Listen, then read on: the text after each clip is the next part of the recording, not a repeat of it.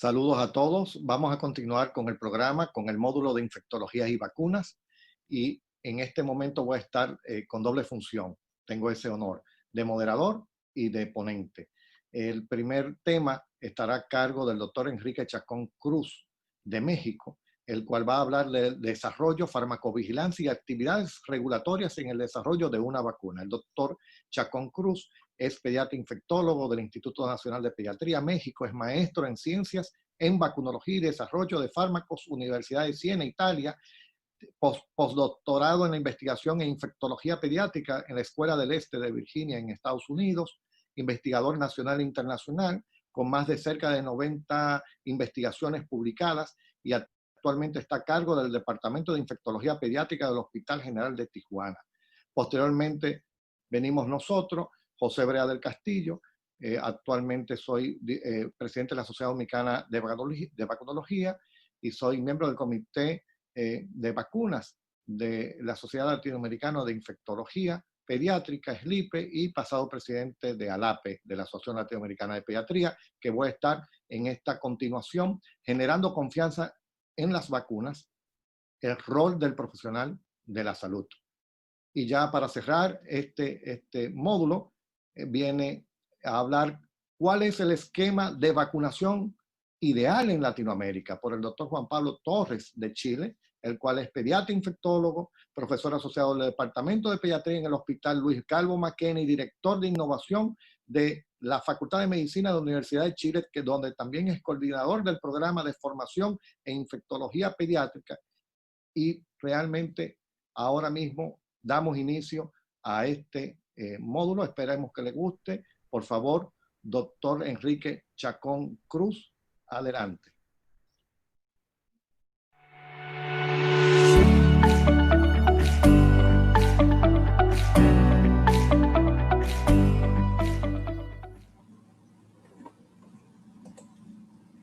Muy buenas, soy el doctor Chacón. Gracias al doctor Brea por la invitación aquí con mis colegas de ALAPE. Es muy importante hablar de esos temas de vacunología que normalmente médicos no vemos. Es muy importante decidir la carga de la enfermedad, la epidemiología y ya posteriormente evaluar la eficacia y efectividad de la vacuna, la seguridad, que son cosas que nos vamos a enfocar mucho, y también nos vamos a enfocar a la cuestión del costo, que son parámetros importantes. Esas son las fases normales del proceso de investigación de una vacuna, el desarrollo de una vacuna. Vamos a entrar en detalle. Primeramente, pues vamos a entrar a lo que es identificar los antígenos, la parte preclínica, ¿no? Identificar los antígenos y luego ya las pruebas en animales. Voy a poner un ejemplo de qué tipo de antígeno se va a elegir, porque va a depender del patógeno. Si por ejemplo ponemos el ejemplo COVID tenemos que la fase inicial es predominantemente viral y posteriormente la fase pulmonar tardía y la fase tardía de la enfermedad es un problema predominantemente autoinmune, y eso es lo que puede matar al paciente en muchas de las ocasiones. El disease enhancement, que es con una gran cantidad de virus, es causado por un anticuerpo no neutralizante que inhibe el inhibidor del COVID o del SARS-CoV-2, entonces tenemos mucho virus. Y la inmunopatología, que es la enfermedad autoinmune, es cuando un anticuerpo no neutralizante, o sea, no dirigido contra la proteína S o spike del SARS-CoV-2, genera una respuesta autoinmune por factores inmunológicos. De tal manera que, pues, ese es un factor. No queremos en la vacuna de COVID anticuerpos no neutralizantes. Queremos neutralizantes. Y otra cuestión muy importante y un ejemplo es la vacuna que utilizó vector viral humano, adenovirus. Una de ellas es la vacuna china de CanSino, hay otras, que un gran porcentaje de sujetos que recibieron la dosis alta no alcanzaron títulos de anticuerpos neutralizantes porque ya tener anticuerpos preexistentes contra un adenovirus humano bloquea el efecto de los anticuerpos neutralizantes contra la proteína S. De tal manera, entonces, en base a las plataformas virales que tenemos de vacuna para COVID, ya sea una vacuna inactivada, una viva atenuada, una recombinante con vectores animales o no animales, un virus-like particle, la vacuna de DNA, las recombinantes, o las de RNA, ¿cuáles utilizaríamos? Pues definitivamente tenemos que tener anticuerpos más neutralizantes que no neutralizantes. Entonces yo no utilizaría una vacuna completa, o sea, atenuada o inactivada, porque tiene muchos componentes, además de la proteína S. Entonces entonces voy a tener mucho anticuerpo neutralizante. Evitaría aluminio como adyuvante en este caso, no en otros, porque es un disparador de complemento. Evitaría vectores virales humanos, porque ya dijimos que la preexistencia de anticuerpos contra un adenovirus humano, por ejemplo, puede evitar que tengamos anticuerpos neutralizantes suficientes contra el coronavirus. Y tenemos que promover entonces vectores virales no humanos o animales, como el de chimpancé, vacunas de DNA, de RNA, o triméricas adyuvadas, o sea, de ingeniería recombinante, con adyuvantes, pero que no sean aluminio. Entonces, la parte inicial. La otra es el dinero. El dinero definitivamente es una parte muy importante. Y antes de hablar de dinero, pues me gustaría hablar de Gavi. Pero Gavi, sabemos que aunque empezó hace muchos años, quien más financia a Gavi es Gates. Bueno, el programa expandido de inmunización empezó en el 74, pero Gavi empieza aproximadamente en el 2000, finales del 99. Ya ha entrado en diferentes fases, ya estamos en la fase 4 a partir del 2015, que son diferentes procesos de evolución de Gavi, ¿no? Y Gavi pues cofinancia y facilita a los países en vías de desarrollo un costo mucho más barato de la vacuna. Y el proceso de Gavi es que inicialmente pues venden vacuna barata, hay un periodo de transición, un periodo de aceleración, pero la idea es que si el país ya se hace financieramente hablando suficiente, la vacuna ya se le empieza a vender más cara o ya no se le vende tan barata. Es el proceso de Gavi, o sea, no es de por vida. Otra cosa es cuáles son los que juegan el papel dominante en venta de vacunas. Pues GSK es la empresa que más vende en cuestión de dinero, de revenue, seguida de Merck, luego Pfizer, pero Pfizer la que más vende es la de la 13, y Sanofi. Estos son los 4 más importantes. Y sin embargo tenemos países en desarrollo que tienen empresas manufacturadoras y ya tienen su propia red. Y esta red de manufactores de países en vías de desarrollo se encuentran principalmente en Asia, India y China, ¿ven? Casi totalmente en Asia, un poquito África y algo en Latinoamérica. En México, Birmex ya prácticamente desapareció, y en Sudamérica, Argentina y principalmente Brasil. Brasil es el principal. Y bueno, tenemos una serie de organizaciones que en teoría no son non-for-profit, o sea, no generan ganancia, como Wellcome Trust en Inglaterra, CEPI en Noruega, el Instituto Internacional de Vacunas, que está en Asia, la convergente de la Fundación Bill y Melinda Gates, la Fundación de Clinton, Gavi, que hablamos, PAN, la Organización de Desarrollo Industrial de las Naciones Unidas o UNIDO, que no ayuda a hacer vacunas, pero sí ayuda a la implementación de sistemas para poder llevar la vacuna junto con UNICEF. Ahora, ¿qué es el precio diferencial? El precio diferencial es algo que también se le conoce como tire pricing. Es una estrategia de las empresas manufacturadoras para darle el precio más barato a ciertos lugares y a otros países más caro. Eso maximiza el volumen y minimiza el cost of goods, o sea, el costo de hacer la vacuna, y obviamente favorece que esa vacuna llegue a países no desarrollados o menos desarrollados, pero a los países más desarrollados se los vende a un precio mayor. Y obviamente esto está controlado también por Gavi y permite a los manufacturadores a reducir la transparencia del precio. Ahora, una cosa muy importante en relación a la OMS es que la OMS no interviene en lo absoluto en cuestión de precios de vacunas. O sea, la OMS tiene mil funciones, aquí están, pero no interviene en el precio. Puede influir, pero no interviene. Ahora, los principales contribuyentes o que contribuyen a lo que viene siendo la inmunización y vacunación a nivel mundial, Estados Unidos es quien más contribuye, pero luego viene Gates, luego viene el Reino Unido y luego viene Gavi. Si se dan cuenta, una persona, que es su fundación, es el segundo lugar. Interesante. Pero bueno, ya entrando posteriormente vamos a hablar ya de lo que viene siendo manufactura. La manufactura es muy importante porque si no tenemos manufactura, fábricas, no hay vacunas. está algo muy importante en las vacunas, principalmente las virales, es tener grandes bioreactores. Pero ¿cómo se logra esto? Es un bioreactor.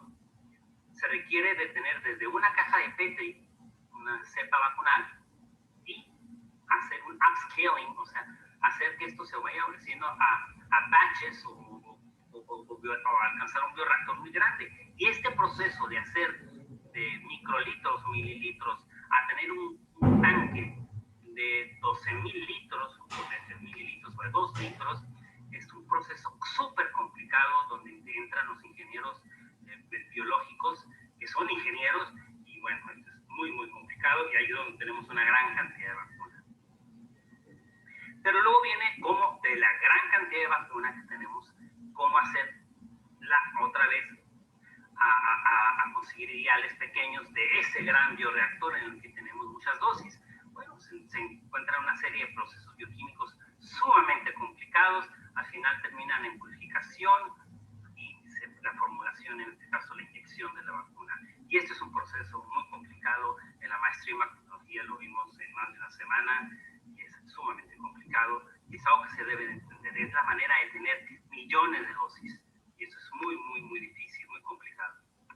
Pero también tenemos bioreactores biológicos. El clásico es el huevo para influenza o incluso hasta anteriormente para sarampión, pero principalmente para influenza tenemos todavía bioreactores en los cuales pues, se obtiene muy poquito de cada huevo. O tenemos plantas, ya hay varias vacunas, principalmente contra influenza, que se están obteniendo de plantas o baculovirus a nivel de insectos. Entonces ya tenemos bioreactores distintos, biológicos, como insectos, plantas y huevos, que están contribuyendo también a la producción de vacunas.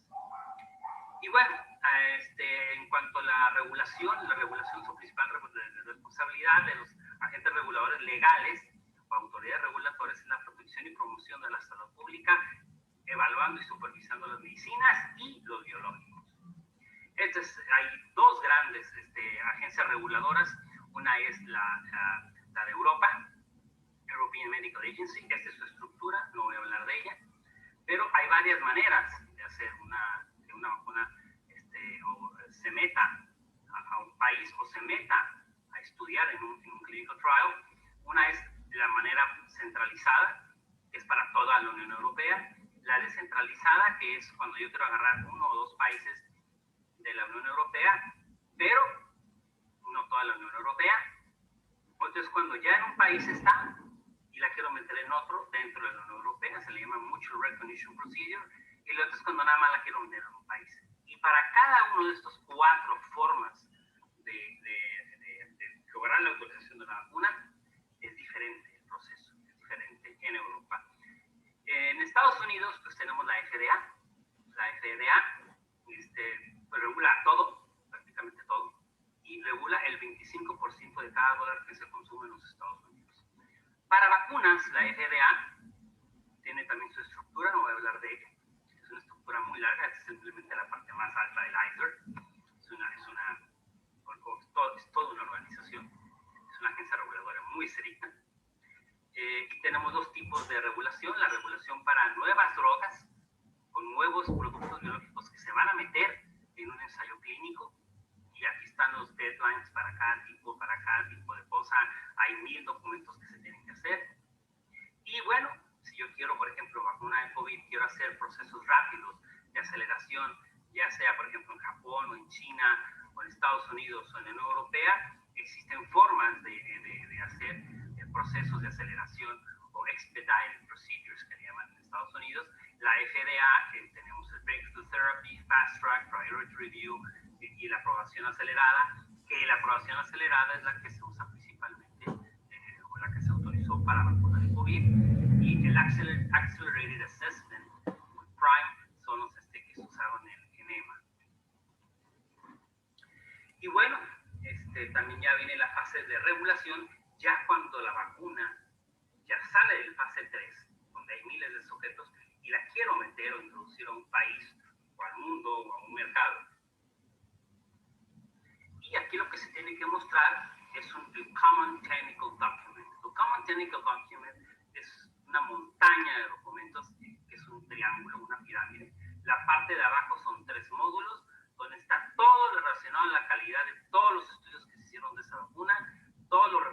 no clínicos de esta vacuna y todos los reportes clínicos completos de la vacuna. Posteriormente, en el módulo 2, que es la parte del medio, es el resumen de estos tres, o sea, calidad, estudios no clínicos y estudios clínicos. Y el módulo 1 no es parte del Common Technical Document para todos los países. El módulo 1 es individual para cada país o región. Esto es, si yo quiero hacer que esto se venda, esta vacuna se introduzca en la República Dominicana, tengo que hacer el labeling, el etiquetado, el risk management plan, las indicaciones, contraindicaciones para cada país o región. Pero así se llama Common Technical Document, y esto es algo muy complicado, me ha tocado hacerlo. Y algo muy interesante es que la OMS no es una agencia regulatoria, no toma decisiones de estudiar una nueva vacuna o de aprobar una vacuna, pero es pre-qualifying, o sea, puede precalificar, aunque no sea regulatoria, una vacuna. Por lo tanto, si la precalifica, la recomiendan. Y muchos países, como México, donde yo soy, siguen mucho las precalificaciones para recomendar una vacuna en un país. Y luego viene ya la parte de farmacovigilancia, vamos a entrar, y de reclutamiento. El reclutamiento es muy importante. Cuando yo tengo un paciente que está en cualquier fase 1, fase 2, fase 3, tengo que reclutar un estudio de 100 pacientes, 100 sujetos que entran, al final nada más quedan 7. O sea, de 12, 1. O sea, de 12 pacientes que llegan, 1 entra al estudio, porque muchos no aceptan entrar en un ensayo clínico aleatorio, randomizado, doble ciego, simplemente no es él.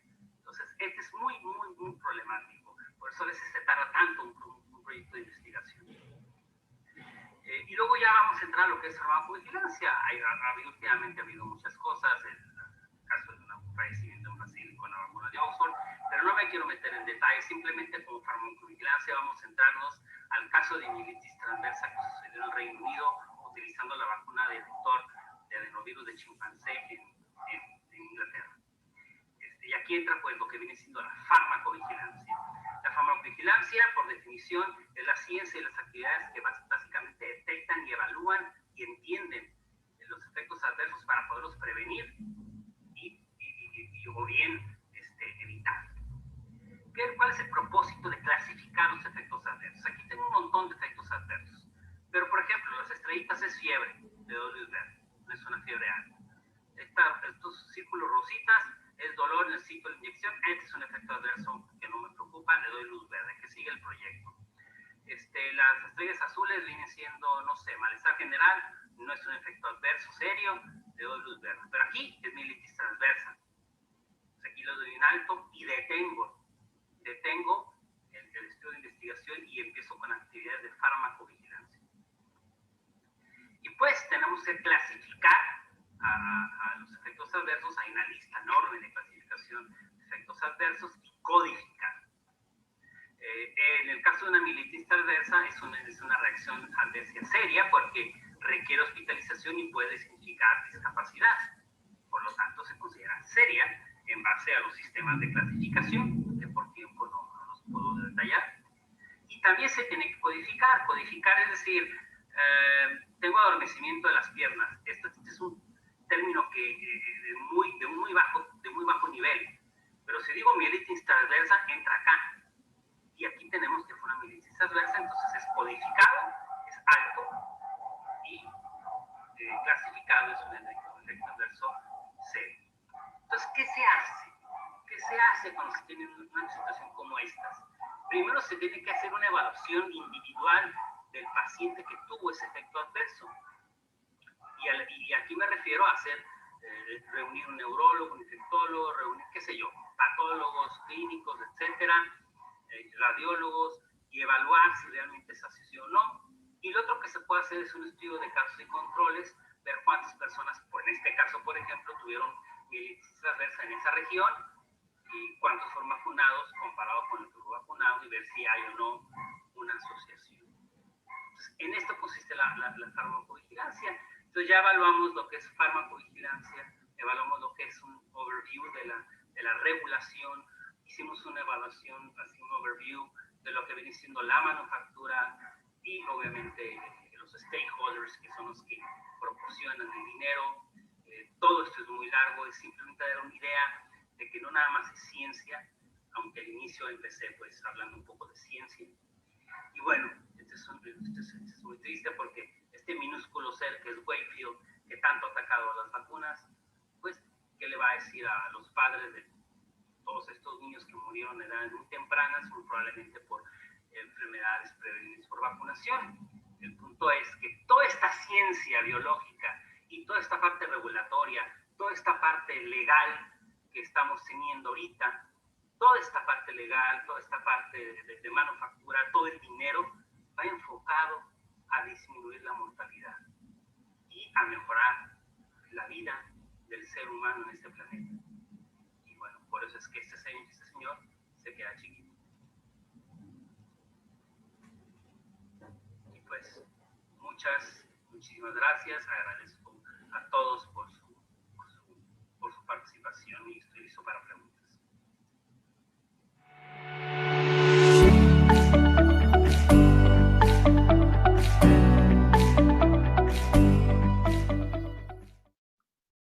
Saludos a todos. Realmente es un placer poder estar aquí con todos ustedes y agradecer a la Asociación Latinoamericana de Pediatría por la invitación de poder transmitir esta información que deseo que les sea útil a todos. Y es sobre generando confianza en las vacunas, el rol del profesional de la salud. Mis potenciales conflictos de intereses y algunos datos y cifras rápidamente en el día de hoy es que en los últimos 10 años ya unos 1.000 millones de niños han sido vacunadas. Cada vez se están utilizando más las vacunas esenciales y por supuesto las nuevas vacunas y las infrautilizadas. Y por supuesto que el vacunar sencillamente ayuda o hace evitar de 2 a 3 millones de muertes cada año en la utilización de las vacunas en el mundo. Y se estima que casi 20 millones de lactantes menores de 1 año no han recibido las vacunas básicas y eso es una mala noticia.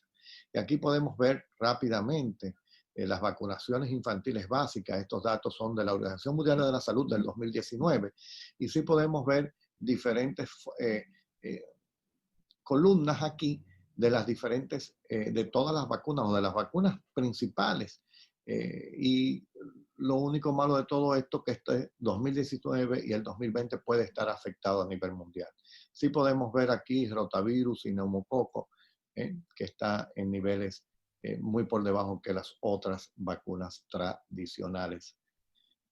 Recordar que 1 millón, precisamente por lo que le acabo de decir, 1 millón de lactantes y niños de corta edad mueren anualmente por enfermedad por neumococo o diarrea por rotavirus. Ya hay grandes avances e impacto utilizando vacunas contra meningococo en África.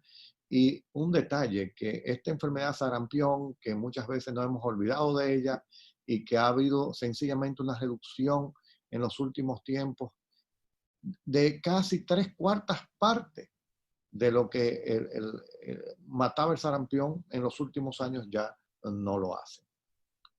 Poliomielitis prácticamente estamos al borde de la eliminación, ha sido difícil, pero ahí vamos, un 99% de disminución.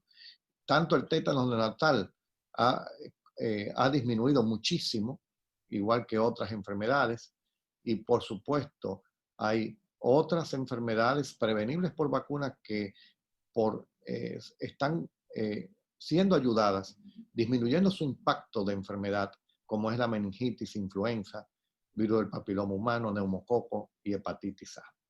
Y aquí hay demoras de las vacunaciones y hay diferentes razones, causas, impacto y necesidad de monitorización. No hay la menor duda que los factores socioeconómicos, similares a los de la reticencia y rechazo vacunal, son importantes. Las falsas contraindicaciones y el que no haya vacuna. Eso es problema realmente que impacta en la demora de las vacunaciones. Ya hay diferentes situaciones propio de un país, de los costos y de los programas de vacunación en cuanto a su cobertura y la edad de vacunación apropiada. Las inmunizaciones en el año pasado, sencillamente 14 millones de lactantes no recibieron ni la dosis inicial de la vacuna de triple bacteriana. Es índice la triple bacteriana. Si no se pone una vacuna que a los 2 meses comienza su vacunación 2, 4 y 6, entonces ahí podemos medirnos muy bien de lo que está sucediendo. Y 5.7 millones solo están parcialmente vacunados. Podemos ver que de estos 19.7 millones, casi 20 millones de niños que quedan sin vacunar o quedaron sin vacunar en el 2019, más del 60% de ellos viven en 10 países. La noticia o la mala noticia es que en Brasil y México pertenecen a estos países, y esto es algo que tenemos que tener en cuenta. Algunos de los hitos más destacados de la historia de la vacunación, simplemente para recordar, desde el producir la vacuna ya en 1796, Pasteur en 1885 contra la rabia, y podemos ir viendo el desarrollo de las nuevas vacunas y la erradicación de la viruela sobre la faz de la Tierra. Eso es impactante. Y en finales del siglo XX y ya, por supuesto, el siglo XXI, y más con todo lo que está aconteciendo con la pandemia, pues tenemos el advenimiento de ingeniería genética en la producción de vacunas, y esperemos que hayan nuevas plataformas efectivas y seguras de hacerlas en este año y en los próximos años. Y esto sencillamente quiero transmitirles sobre una comparación del siglo XX sobre la morbilidad y mortalidad de las enfermedades prevenibles por vacuna en Estados Unidos. Cómo podíamos ver que en el 2010 es la base de los casos reportados, y cómo podemos ver todas las enfermedades como difteria, como sarampión, que impactaban papera, tosferina, y era difícil de hacer el diagnóstico de tosferina, polio, rubeola, por supuesto con el síndrome rubéolo congénito, y hemófilis influenzae. Como podemos ver aquí, que prácticamente en muchos lugares, o en muchas de estas enfermedades, bajó a cero, a excepción de sarampión, de paperas y tosferina. Pero podemos ver cómo la disminución de la mortalidad ha sido prácticamente en toda, de un 98%, algunas, y la mayoría un 100% o más de un 99%. Entonces las vacunas sí trabajan. Lo que quiero destacar con esto, yo sé que está muy grande, y esto es 2004 y 2006, sobre los casos de las diferentes vacunas o enfermedades que prevenimos. Pero este de 2004 podemos ver la reducción de la mortalidad. Y es una reducción impactante que va por el 100%, a excepción de algunas como hepatitis B 83%, hepatitis E 88%, y por supuesto neumococo y varicela. Neumococo está bajito porque apenas en 2004 empezaba a ponerse las vacunas contra neumococo en los años posteriores. Y simplemente sobre los logros en Latinoamérica de las inmunizaciones, quería destacar sobre algo que no debe estar aquí. Antes lo exhibíamos esto con mucho orgullo, que es la interrupción de transmisión autóctona del virus del sarampión. Y vamos a ver lo que lamentablemente ha sucedido. Ha disminuido hasta interrumpir, pero realmente vamos a ver lo que está sucediendo en estos momentos. También podemos ver que a medida que hay un retraso en la introducción de las vacunas, entonces podemos ver que el impacto es cada vez más lento. A medida de que los países de bajos y medianos ingresos entren las nuevas vacunas más rápidamente, impacta inmediatamente. Pero sí hay una dilación en la introducción de las nuevas vacunas. Los tomadores de decisiones, pues lamentablemente muchas veces no dan ese paso que necesitan.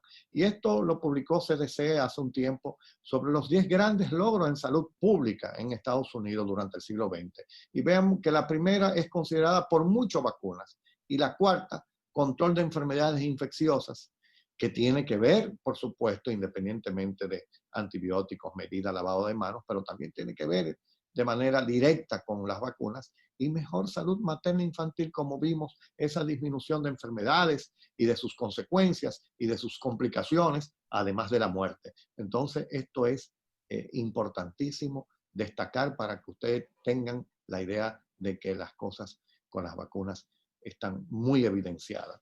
Y esto nunca me voy a cansar de decirlo, independientemente del impacto que puedan tener las vacunaciones, quiero siempre destacar, resaltar que la inmunización es además un acto de solidaridad hacia los miles de pacientes en el mundo que no pueden hacerlo, como niños trasplantados, inmunodeprimidos u oncológicos, con trastornos metabólicos, cardiovasculares, renales, genéticos, envejecientes. Entonces, es importantísimo, importantísimo este acto de solidaridad, pensando que alguien que yo tengo en la casa, o si yo soy trabajador de la salud, y yo creo que esto es un detalle que nos debe llegar muy dentro, es tan importante. Beneficios económicos de la vacunación. También para los tomadores de decisiones en el área de Hacienda o de Economía, es importante también hablar de que es la mejor estrategia de salud pública en grupos bien definidos, de manera de contacto directo y no altera los estilos de vida. Por ejemplo, un niño sencillamente inmunizado, un niño, un país pobre, que se inmunice con $30, que todavía es poco, actualmente es poco, pues inmunizar 10 salva la vida de uno, y eso sencillamente está salvando la vida de un niño por $300. Pero cuando has invertido $1 millón, las vacunas están salvando 3.300 vidas. Sencillamente ese es el detalle. Cada dólar invertido salva de 2 a 27 dólares de gastos de salud, y esto es lo importante. Y este es un ejemplo que lo hemos visto muchas veces, pero sí queremos que cuando se pierde la confianza en las vacunas, tiene inmediatamente un impacto. Hubo una reducción, esto es Inglaterra y Gales, hubo una reducción importantísima cuando se incluyó la triple bacteriana, pero en el tosferina. Pero cuando vinieron los movimientos antivacunas diciendo que estaba relacionado con un montón de cosas, sencillamente la cobertura vacunal bajó, y por supuesto la enfermedad subió. Inmediatamente que la cobertura vacunal sube, disminuye la enfermedad. Y esto está bien estudiado y está bien trabajado. También aquí podemos ver, y esto es un detalle de los CDC, y excusen que está en inglés, pues podemos ver que en la temporada del 2017 y 18, que impactó mucho, una de las temporadas récord de muertes en niños registradas. No quiere decir que todo lo que se registró es lo que finalmente fue. Sencillamente hubo, por poner la vacuna, se previno 7 millones de enfermedades, 109,000 hospitalizaciones y 8,000 muertes por influenza. Algunos detalles que ya las vacunas nos están regalando, de que en Australia hay estudios donde se vio que disminuyó la diabetes tipo 1 en los niños, y hubo una relación cuando se inició la vacunación masiva contra rotavirus. Hay estudios en este sentido que probablemente la vacuna contra rotavirus proteja en la aparición temprana o no aparición de la diabetes, pero eso está estudiándose, pero lo importante es tenerlo en cuenta. Y también el mismo Australia tomó la decisión, la responsabilidad espectacular sanitaria de vacunar a toda su población de niñas y adolescentes, y también de niños y adolescentes, hombres y mujeres. Y por eso se habla de que este país puede ser el primero en erradicar el cáncer, oigan de esto, el cáncer del cervix. Estamos hablando vacunas contra cáncer. Sarampión, para hacer ya de lo que nos puede suceder. En el 2000 podemos ver 17, 18, 19, cada vez impacta muchísimo. En el 2019, aunque se reporta un poco más de 500,000, se estiman unos 20 millones que hubo.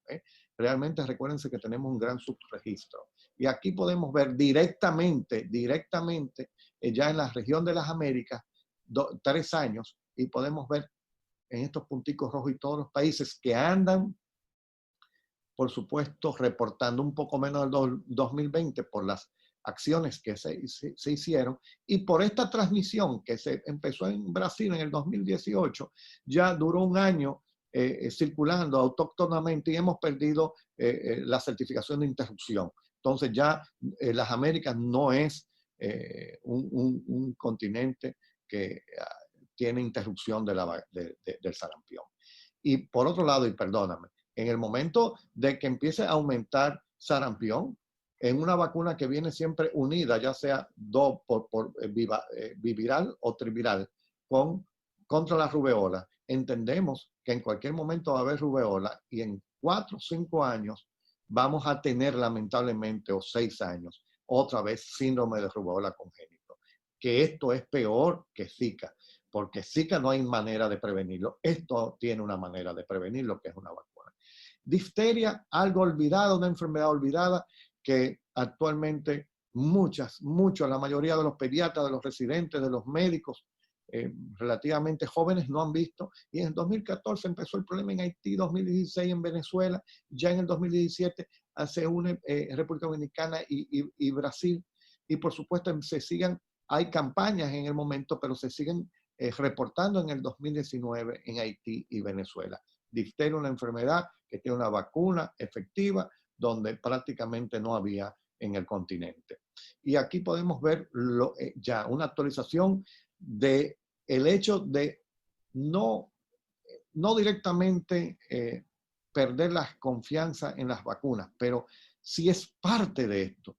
Tanto el sarampión, cuando se pierde la confianza de sarampión en Europa vienen todos estos virus a través de los viajeros, de los turistas, y tenemos un problema de sarampión en las Américas, porque un grupo decidió estar de moda y no ponerse las vacunas. Entonces Brasil, podemos ver que se notificó casos en Brasil, en Haití continúan los casos con una letalidad del 21% de difteria. República Dominicana lamentablemente reportó recientemente que en el mes de febrero hubo 2 niñas que fallecieron. Y le tengo la información de que en la última semana de octubre, lamentablemente, también se reportó otro caso de difteria en el mismo barrio de la capital de Santo Domingo, en la parte norte, un barrio populoso, empobrecido, ¿no? Fue que presentó el último caso con unos 8 o 9 meses de diferencia. Ya hay un bloqueo epidemiológico y la niña no falleció. Fue manejada a tiempo y no hubo. Venezuela, también el problema sigue en los diferentes edades y eso hay que tener con 2 defunciones.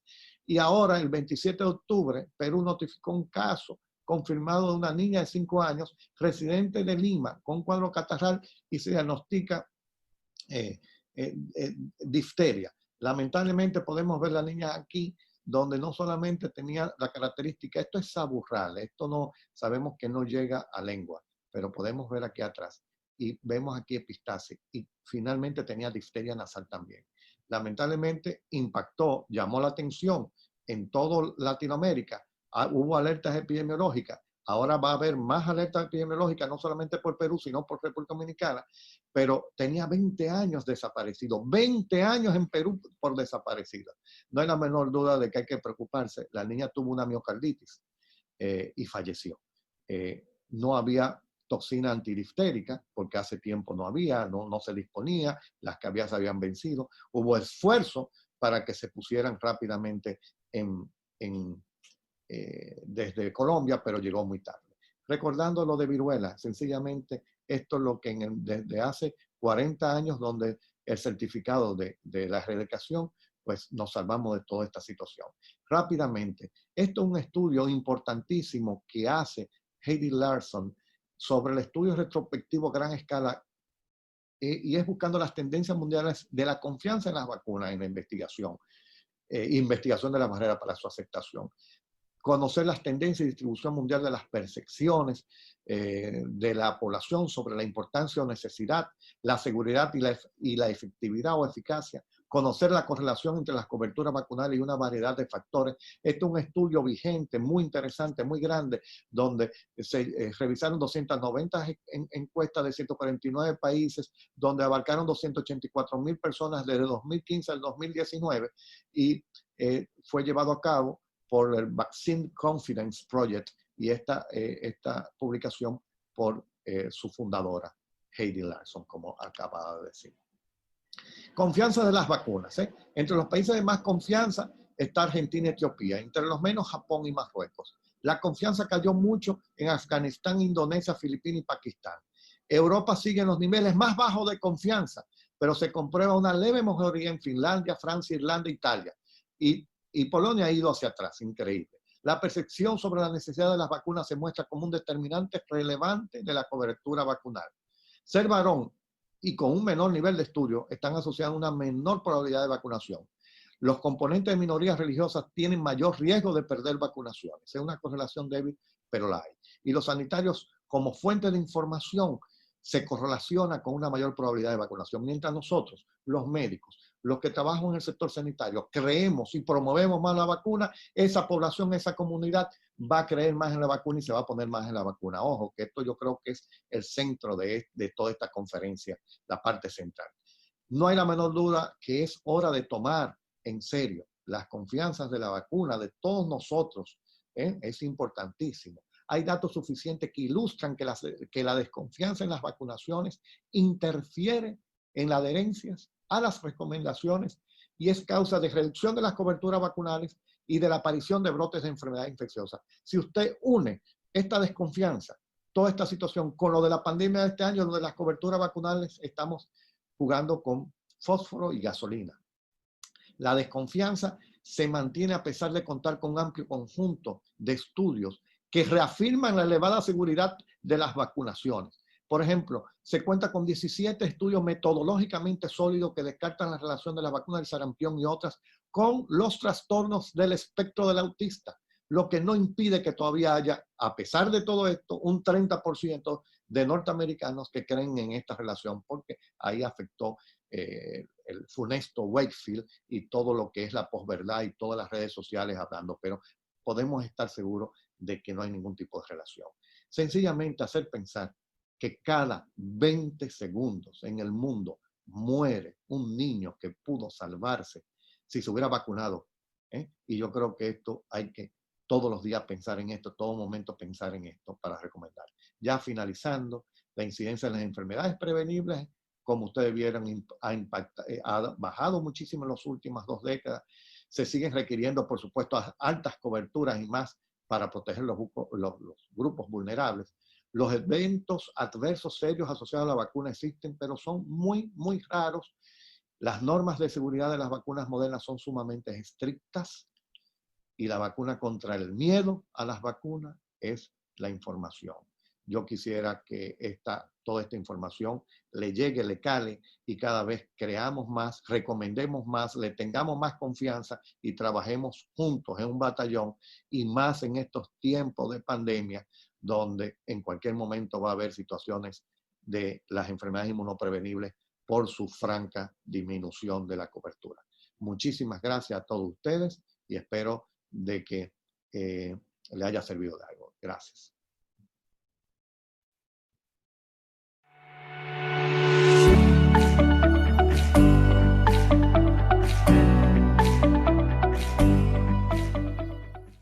Hola, un saludo a todos. Gracias por la invitación a esta jornada del APE para presentar el tema ¿cuál es el esquema que podría ser ideal de vacunación en Latinoamérica? Vamos a revisar diferentes tópicos, temas y datos para poder, ojalá, tratar de acercarnos a eso. Este es el presupuesto histórico que ha tenido el PNI en mi país, en Chile. Vean ustedes cómo va aumentando, sobre todo en los últimos 5 años, gracias a la incorporación de diferentes vacunas que van optimizando, ¿no es cierto?, los esquemas. Pero quizás antes que el presupuesto es más importante insistir en las coberturas. Estas son las coberturas para el año 2019 para los países del Cono Sur, que ustedes pueden ver que están en cifras relativamente aceptables, sobre el 80, 90%, 95%, quizá un poco más bajas en Paraguay, pero de un rango adecuado. Si no hay buenas coberturas, no vamos a tener el efecto positivo que buscamos de la vacunación. De hecho, en Chile el año 2019 también tenemos buenas cifras en los primeros 18 meses de vida de cobertura, pese a que si hacemos un análisis comuna a comuna de las 346 comunas en Chile, pueden haber 58 que tienen cobertura bajo el 90% y 15 que tienen cobertura entre el 50 y el 79%. Esto va a que dentro de nuestros países pueden haber diferentes realidades comunales, pequeños países dentro de nuestros países, y que es importante de ver no solo los promedios, sino que detectar esto para ver cómo poder optimizar esa cobertura. Y más todavía ahora durante la pandemia, ven ustedes, estos son los datos también de Chile, en el periodo promedio de cobertura enero-junio del año 2018-19 versus el 20. A los 2, 4 y 6 meses no se han observado tantas diferencias en este periodo, pero para el año de edad Las coberturas que estaban entre el 80, casi 90%, están actualmente bajo el 80%, y las de los 18 meses que estaban cercanas al 80%, bajo el 70%. Y eso es algo que se refleja también en el resto de Latinoamérica, de acuerdo a los datos de OPS, OMS. Vean ustedes cómo aquí hay suspensiones parciales en el funcionamiento de servicios de vacunación, y también en los cambios en la demanda del servicio entre los meses de mayo y julio, que van hacia la baja, que son temas muy preocupantes, porque podemos ver entonces que en regiones como la nuestra, las Américas, hay una diferencia relativa con una caída mayor a un 20% en la inmunización y en las coberturas que nos gustaría tener. Ese es uno de los principales desafíos. Este es un documento SLIPE hecho con un grupo amplio, participamos de infectólogos, está disponible en la página de SLIPE con temas relacionados a la pandemia como los que estamos comentando. Pero bueno, vamos viendo algunos patógenos y cómo podemos ir optimizando nuestros esquemas en base también a la amenaza que ellos pueden constituir. Primero es coqueluche. Vean ustedes coqueluche, son datos de mi país, como cada ciertos años en general se van produciendo brotes de coqueluche. El último en Chile fue el año 2012, para después ir cayendo, ¿no es cierto?, el año 2019, no hemos vuelto a tener brotes, pero si bajamos las coberturas, sin duda puede ser una de las enfermedades que pueden aparecer en aumento de número de casos, afectando principalmente, coqueluche afecta principalmente a los menores de 6 meses. Vean ustedes, estos son los casos de fallecimiento, lamentablemente en Chile, el año 2015, todos menores de 2 meses no habían alcanzado a recibir una dosis de vacuna, y antes que partiera la vacuna de la embarazada con vacuna TDAP, que en Chile fue el año 2017. De hecho, hay una tendencia, una mediana, que en Chile entre el 2014 y 2018 veíamos 7 niños fallecidos, todos menores de 6 meses, ahora el año 2019 probablemente con mantener cobertura y además agregar cobertura de TDAP en la embarazada, solamente 2 lactantes fallecidos, y en ambos casos sus madres aparentemente no recibieron vacuna durante el embarazo para coqueluche. Si vamos viendo qué vacuna ocupamos en nuestra región, vemos México y Centroamérica, vacuna principalmente de pertussis de componente celular, vacuna pentavalente a los 2, 4, 6 meses y refuerzos posteriores, salvo Costa Rica, Panamá y México, que ocupan vacuna de pertussis acelular, menos reactogénica, y más innovador, ¿no es cierto?, Panamá y México ocupando vacuna combinada hexavalente, donde además se agrega, ¿no es cierto?, no solo componente pertussis acelular menos reactogénico, sino que son esquemas ya que permiten tener full polio inyectable para estar alineado con la estrategia de erradicación global de la poliomielitis, ¿no es cierto? Y también pueden evitar algunos pinchazos, incluso hay datos de que pueden empezar a mejorar la cobertura y tener una mayor aceptabilidad por parte de los padres. La zona andina, pentavalente, componente pertusia celular y refuerzos. Y en el cono sur, la mayoría de los países también vacuna pentavalente, componente celular con refuerzo, salvo Chile, que desde el año 2019 incorpora vacuna combinada hexavalente en un esquema a los 2, 4, 6 y 18 meses, ¿no es cierto?, al igual que, como comentábamos, Panamá y México. Y algunos programas que pueden ser para el grupo de riesgo, como Argentina, que vacuna con esta vacuna hexavalente combinada, ¿no es cierto?, a menores de 1.500 gramos, los prematuros, programa que también existió temporalmente en Chile hasta que ya pasara a ser una vacuna PNI. Vacuna pertusia en la embarazada, un avance también de optimización de nuestros esquemas ya prácticamente en todos los países de la región. Argentina fue pionero en esto, incorporando desde las 20 semanas de gestación, que es la tendencia probablemente más sugerida actualmente para la administración de la vacuna pertussis en la embarazada. Este es un trabajo que hicimos de minimización de costos, porque pasar en nuestros esquemas PNI vacuna combinada hexavalente puede tener un mayor costo per se la vacuna, pero cuando uno empieza a considerar los costos que a veces uno no ve asociados a las hospitalizaciones, consultas por efectos adversos que disminuyen al usar esta vacuna, logística, distribución, y al ser una vacuna full líquida reconstituida, si son considerados puede darse un escenario en donde pasa a ser más atractiva la inversión que se hace y más factible en la vacuna para hacer el cambio. En definitiva, en Chile se dio, por un lado, para estar alineado con la estrategia de erradicar polio y tener esquema full polio inyectable, como se están, vamos a ver, moviendo todos los países de la región. Por otro lado, también porque habíamos tenido aumento de efectos adversos asociados a una vacuna pentavalente componente pertussis celular, especialmente en prematuros, en que el año 2016-2017 aumentaron las apneas hasta un 400%, cosa que después se revirtió al cambiar la vacuna a una vacuna combinada hexavalente, y porque hay datos, ¿no es cierto?, costo-efectividad, datos de amplio uso de esta vacuna hexavalente y que permiten una mayor equidad público-privada. Entonces, este puede ser un primer punto de optimización en nuestros programas nacionales de inmunización.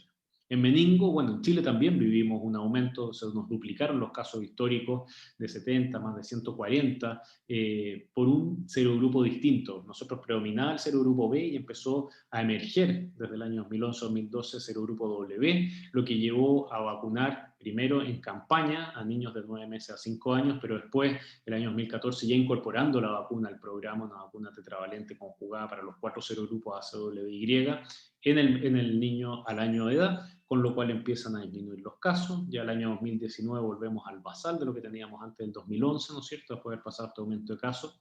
Incluso durante la pandemia, y probablemente producto de las medidas de aislamiento social y distanciamiento físico, este año solamente hemos tenido 4 casos, pero probablemente eso va a ser algo temporal.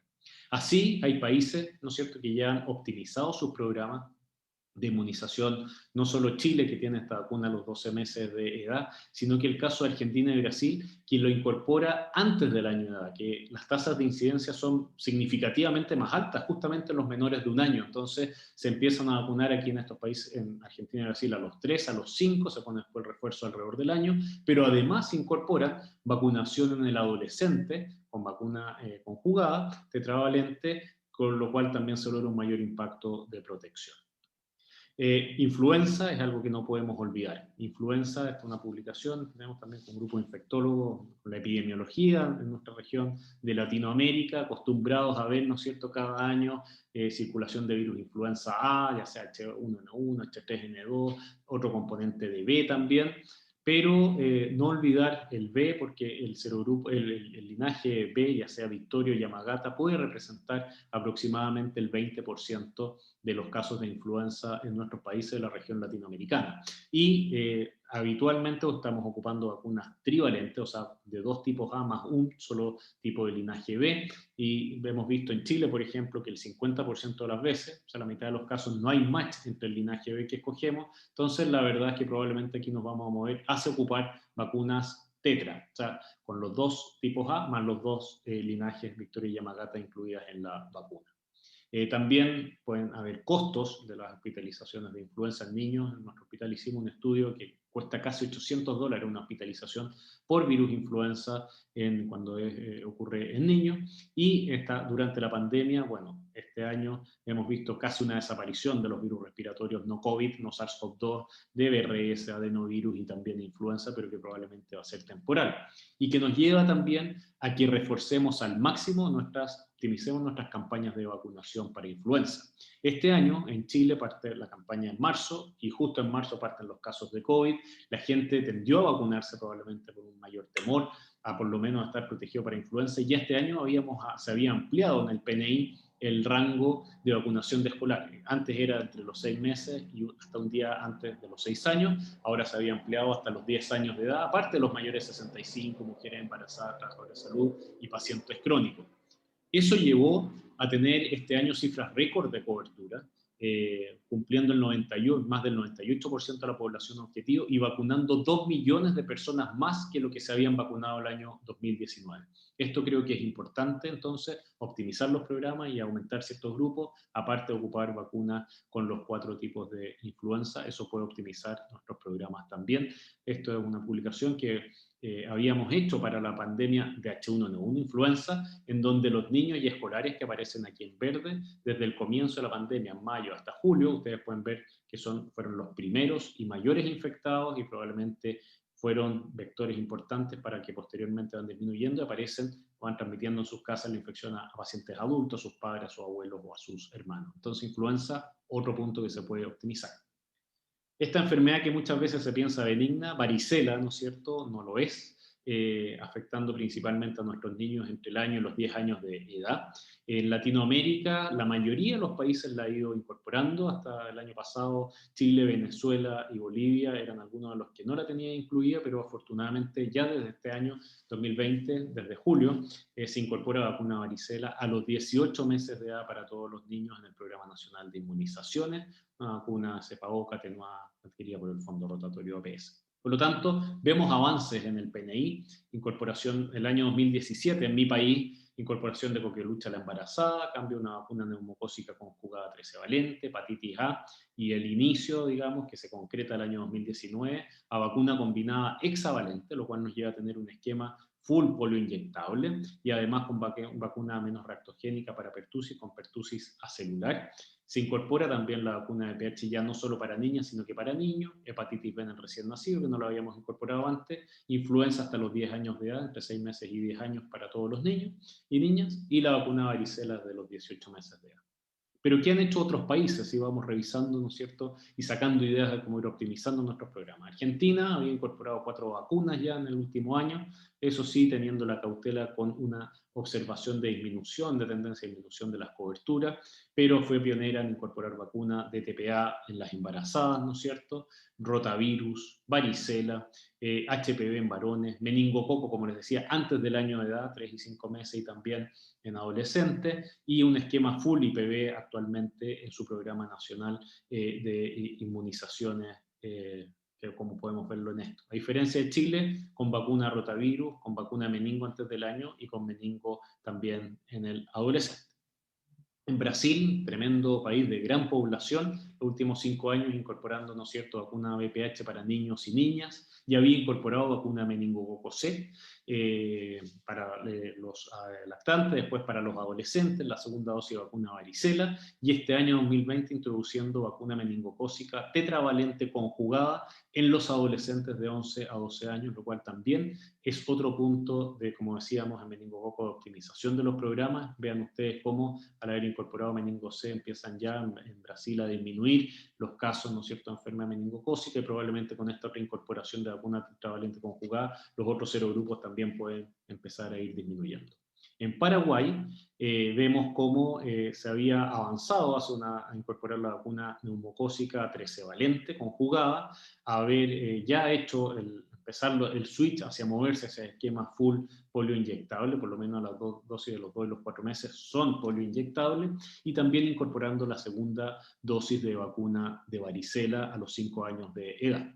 En Perú se está viviendo una situación delicada, probablemente asociada a la disminución de las coberturas, que en algunos casos puede llegar hasta estar bajo cifras de 40%, por lo tanto, lamentablemente se ha visto aparecer, ¿no es cierto?, casos de difteria, hay ya al menos 5 casos confirmados en el último tiempo, algunas decenas más en estudio, y con al menos 2 casos de fallecimiento por difteria, lo cual nos obliga a pensar, ¿no es cierto?, que los países tienen que optimizar cobertura y adoptar estrategias de que en este caso la vacuna de difteria sea lo más efectiva, aceptada y disponible posible.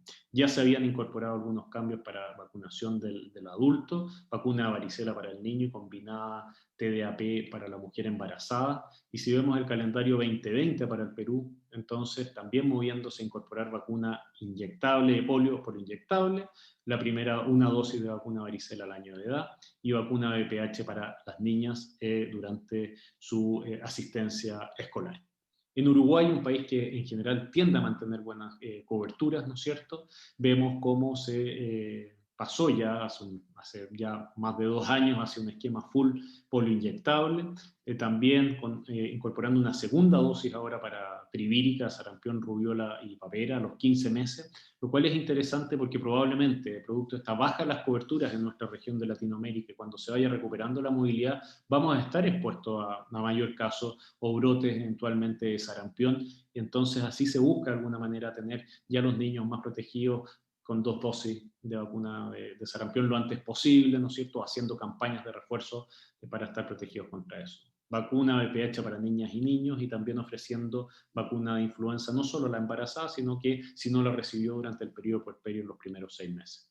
Por lo tanto, vemos cómo, por lo menos cercano a mi país, ¿no es cierto?, en el cono sur, hepatitis B al recién nacido, como todos los países se están moviendo ya, se han movido, ¿no es cierto?, alineados con la estrategia de erradicación hacia esquemas con polio B, más innovadores el caso de Chile, probablemente al tener una vacuna combinada hexavalente como único país en Sudamérica, junto más al norte, ¿no es cierto?, con México y con Panamá, que puede ser menos reactogénica, con las otras ventajas que ya mencionamos, vacuna neumocócica conjugada, rotavirus, algunos países que no la hemos incorporado aún, pero que probablemente al ser una medida costo efectiva también se vaya considerando en un próximo futuro. Meningococo, muy importante, tenerlo incorporado en el Programa Nacional de Inmunizaciones, ver si es que vamos a cubrir, ¿no es cierto?, a los menores de 1 año, que son los que tienen mayores incidencias, a los adolescentes, etcétera, los desafíos que ya hemos conversado, influenza, ampliando rangos o grupos de riesgo, incorporando vacunas tetra, varicela, que ya están incorporadas en nuestro programa, ¿no es cierto?, vacuna en la TDAP en la embarazada, y VPH moviéndose hacia esquemas que incorporen cobertura para niñas y niños en la edad escolar.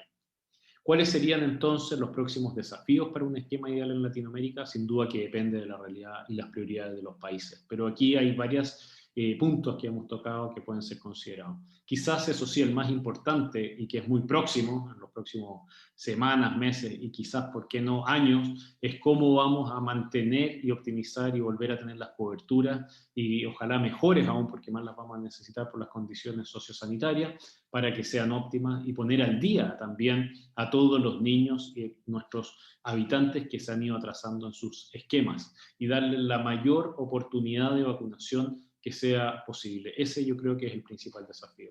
Segundo desafío que se nos viene en relación a la pandemia, bueno, ¿cómo van a ser las vacunas para COVID-19? Sabemos que hay vacunas de virus inactivo, vacunas de vectores virales de adenovirus, otras con ácidos nucleicos. Vamos a estar estamos conociendo ya los primeros resultados de la fase 3, pero claro, por ahora tenemos posiblemente más preguntas que respuestas. Estamos optimistas en que en 2021 hayan vacunas disponibles, pero todavía no sabemos si vamos a lograr prevenir completamente la infección o modificar solamente la severidad, qué tipo de inmunidad, cuántas dosis, qué grupos se van a vacunar primero, probablemente los de riesgo, ¿no es cierto? Embarazadas y niños todavía los estudios no la están incorporando, así que probablemente vengan después. Pero bueno, los estudios fase 3 ya están empezando, estamos participando en varios países de nuestra región en ellos y vamos a ver cómo se distribuye después equitativamente también la vacuna al resto de los países. Vacuna hexavalente combinada es un punto que sirve también para optimizar los programas nacionales de inmunización, está alineado con tener esquemas full por inyectable, países de las regiones ya lo han hecho, son menos reactogénicas, hay estudios que están saliendo que pueden ayudar a mejorar cobertura también, y si no, también se pueden hacer o partir por algunos programas más focales para los grupos de riesgo, por ejemplo, en prematuros que pueden estar más expuestos, y también enfrentarnos mejor a casos como lo que puede ocurrir en nuestra región, por ejemplo, en difteria. No solo ocurrió en Perú, sino que también hay reportes en otros países de la región latinoamericana. Virus respiratorio sincicial nos va a traer novedades. Por un lado, este artículo de una vacuna para la embarazada, ¿no es cierto?, con una eficacia que va entre el 39 y 44% para prevenir infección significativa por VRS, hospitalización, infección respiratoria baja por VRS en los primeros 6 meses de vida. Quizás no es el mejor porcentaje, pero por lo menos ya es una prueba de concepto que la vacuna funciona. Y si no, también hay varias novedades monoclonales de vida media larga de VRS que quizás se podrían ocupar como una estrategia tipo vacuna administrada al recién nacido y que los protege en los primeros 6 meses de vida o en la temporada de VRS y que están mostrando resultados muy promisorios. Respecto a influenza, neumococo y sarampión, lo que ya decíamos, para influenza, probablemente mover nuestros calendarios hacia el uso de vacunas tetravalentes y optimizar y reforzar las campañas. Ahora en pandemia va a ser crítico, ampliar los grupos a vacunar y considerar otros grupos de riesgo que habitualmente no consideramos. En mi país se amplió, por ejemplo, a personal de policía, recolectores de basura, de ministerios críticos, personal militar, etc. Vacuna neumococo, vamos a tener novedades con vacunas que van a incluir más serotipos, con 15 o con 20 serotipos, menos dosis. El Reino Unido está usando un esquema 1+1, a los 12 semanas de vida y al año. Esquema más simplificado. Y sarampión, adelantar una dosis antes del año o no. Bueno, o hacer campaña, pero algo va a haber que hacer porque vamos a estar mucho más expuestos a que puedan ocurrir brotes o aumento en el número de casos debido a la baja de las coberturas asociadas a COVID.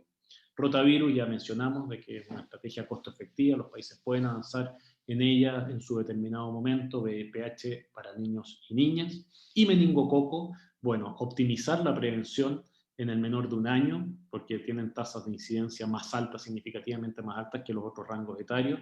En el adolescente también puede ser otro avance, Y considerar o no vacuna meningococo de serogrupo B va a depender, creo yo, de la epidemiología que tenga ese país, ¿no es cierto?, para ponerlo en el balance de prioridad que corresponda. Por lo tanto, eso quería comentarles. Son varios los desafíos que tenemos en este camino de llegar a un esquema, entre comillas, ideal, pero yo diría más bien de optimizar nuestros calendarios para dar la mejor protección posible a través de vacunas, ¿no es cierto?, que lleguen y que sean administradas a nuestros niños y a nuestra población y de una manera segura. Muchas gracias.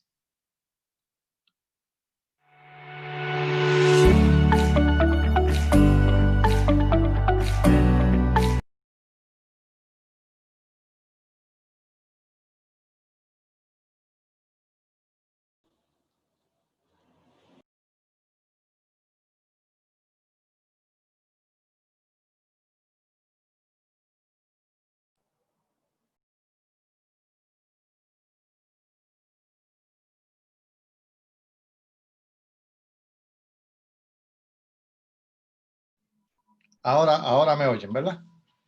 Ahora sí. Ahora sí. Muy buenas, muy buenas. ¿Cómo están ustedes? ¿Todos bien? Perfectamente, gracias. Ok. Muy bien, gracias. Hay algunas preguntas que he Un estado... saludo. Un saludo a todos. Doctor Torres, doctor Chacón, gracias por asistir, gracias por estar aquí. Interesantísimo todo. Yo creo que ha habido un gran interés. Yo he estado contestando algunas de las preguntas. Se habla, hay una pregunta para el doctor Chacón de que si una mielitis es suficiente para parar un estudio de una vacuna, pero yo creo que eso requiere de mayor explicación por usted. Definitivamente sí. Dentro de la clasificación en farmacovigilancia de efectos adversos, una mielitis transversa es considerada un efecto adverso serio, tanto en clasificación como en codificación. Por lo tanto, una mielitis transversa sí justifica la interrupción del trial en el sitio donde se está llevando a cabo hasta corroborar que esa mielitis transversa o efecto adverso serio no se asocia a la vacuna. Eso sí, porque está considerado un efecto adverso serio. Por eso puse en mi slide, vienen efectos adversos que no se consideran serios, tienen luz verde, pero un efecto adverso serio es una luz roja que condiciona una suspensión transitoria del trial, pero obviamente en cuanto se descarte que está asociado a la vacuna, entonces por miles de acciones de farmacovigilancia, ya entonces se puede continuar el estudio. Perfecto, muchas gracias. Juan Pablo, una pregunta. ¿Te preocupa la probabilidad de aparición de brotes de enfermedades inmunoprevenibles en el continente americano ahora? Sí, bueno, un saludo a todos. Muchas gracias, José Enrique. Un gusto estar con ustedes. Y por supuesto que sí, creo que tenemos la evidencia, ¿no es cierto?, de la disminución de las coberturas, como hemos mencionado en las presentaciones. Y eso hace que sabemos que nos expone a riesgos de enfermedades que son inmunoprevenibles, como el sarampión, ¿no es cierto? Tenemos que optimizar mucho nuestros calendarios y nuestras estrategias de vacunación en influenza, pero también no olvidar, como lo mencionaba en la presentación, el meningococo, el neumococo, coqueluche. Entonces, claro que sí, nos espera un gran desafío para puesta al día, para aumentar coberturas o llevarlas a niveles, ¿no es cierto?, y ojalá mejores que incluso los que teníamos, porque ya veníamos bajando en algunas regiones de Latinoamérica, porque vamos a estar expuestos a esta condición, y en la medida que vamos dejando nuestras medidas de aislamiento y vamos recuperando la movilidad, ayer Chile abrió, por ejemplo, la frontera, y nos viene el verano, que va a haber un alto intercambio, entonces es un gran desafío estar muy atentos y promover la vacunación y la puesta al día de nuestros niños en toda la región, junto con el quédate en casa, invitarlos a que vayan a los vacunatorios, porque eso es un hecho esencial de protección y puede ser hecho de manera segura, pero ya hemos aprendido cómo hacerlo. Perfecto, muchísimas gracias. Enrique, realmente hacen una pregunta, respondí ahí por escrito, pero una vacuna, ¿cuánto tiempo toma? Tú presentaste eso, y si vamos a tener vacunas de COVID utilizándose ya para finales de este año y principios del otro. Imposible, imposible.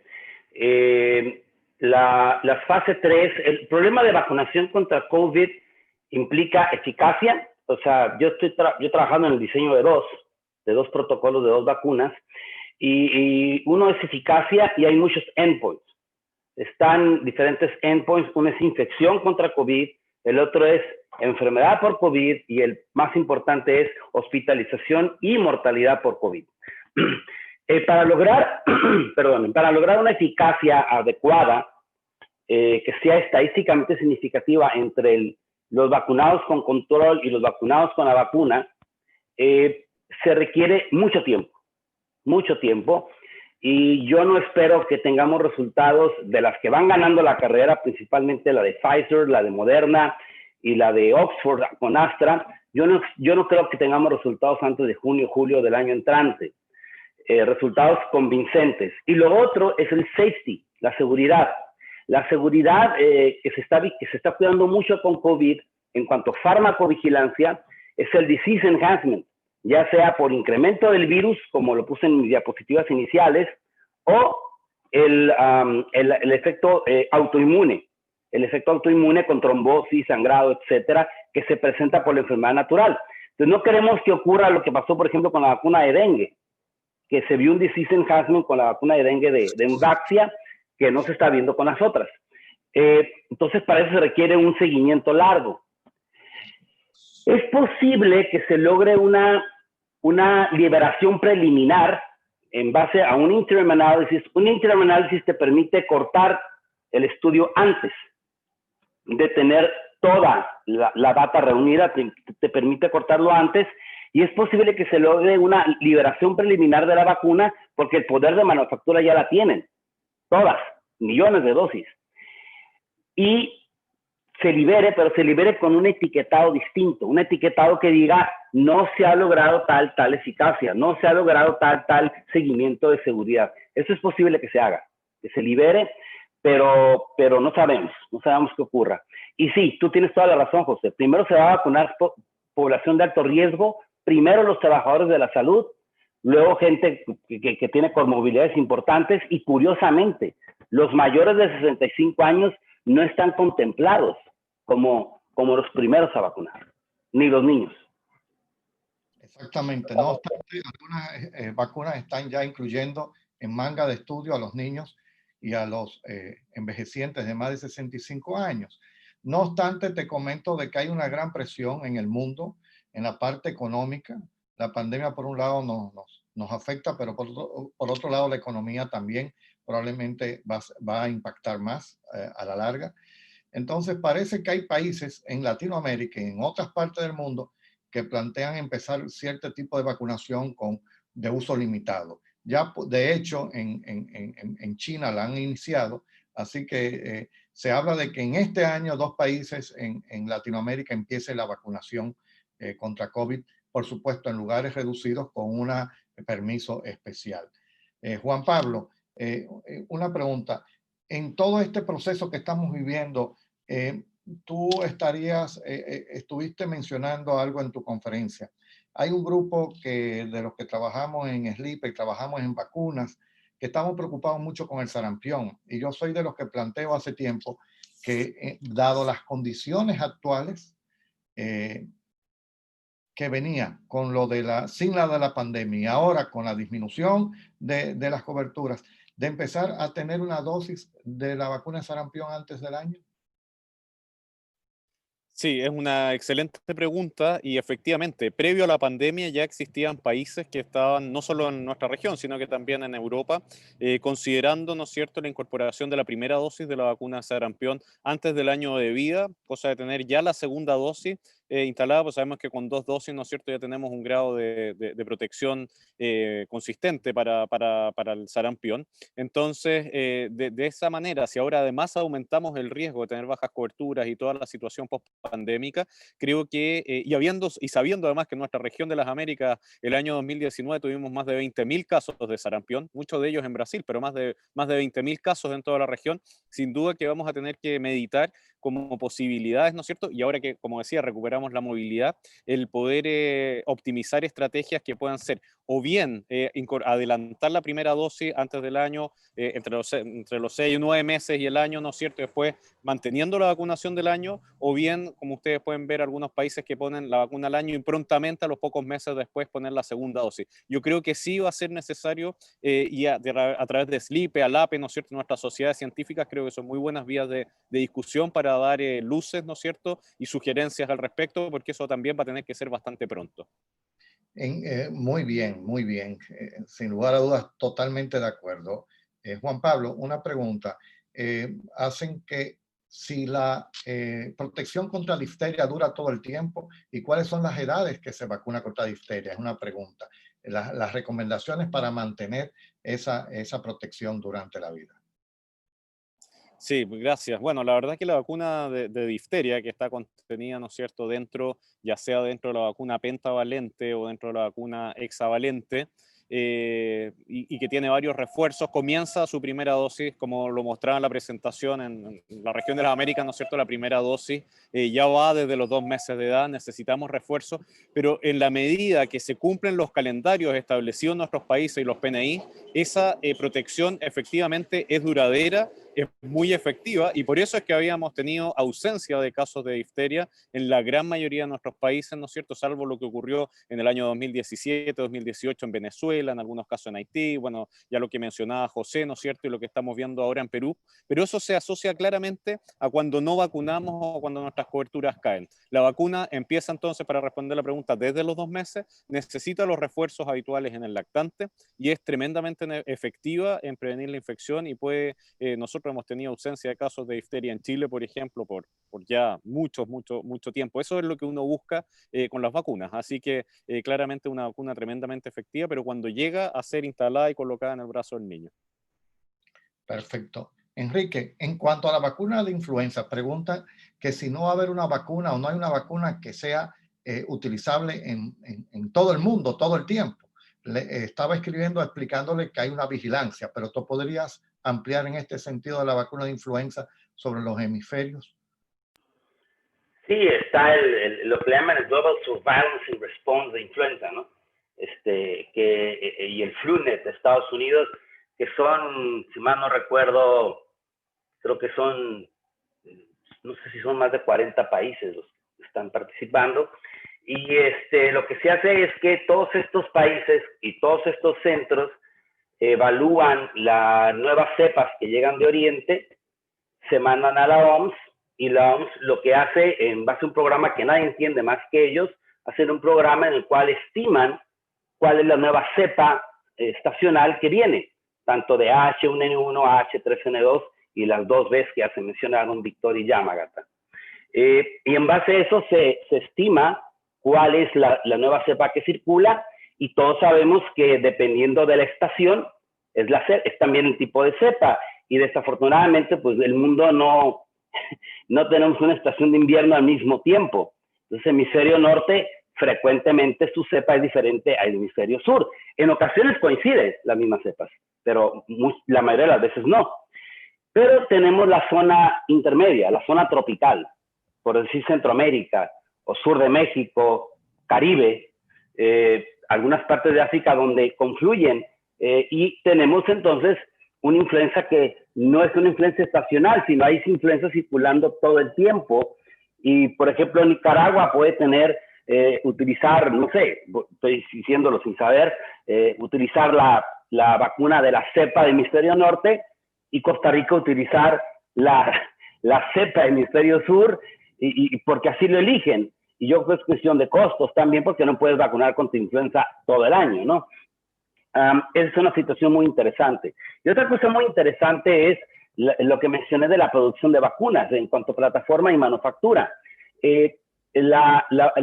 Normalmente, más del 85% de las vacunas de influenza se obtienen de huevos. Disculpen, doctores, nos quedan segundos para cerrar la sala. Bueno, déjame, excúsame que ya... gracias, Juan Pablo. Gracias, Enrique. Excelente sesión en la mañana de hoy, sábado. Abrazos, y podemos seguir trabajando por escrito las demás respuestas. Gracias por su compañía y por su conferencia. Muchas gracias. Excelentes ambas. Un abrazo, gracias.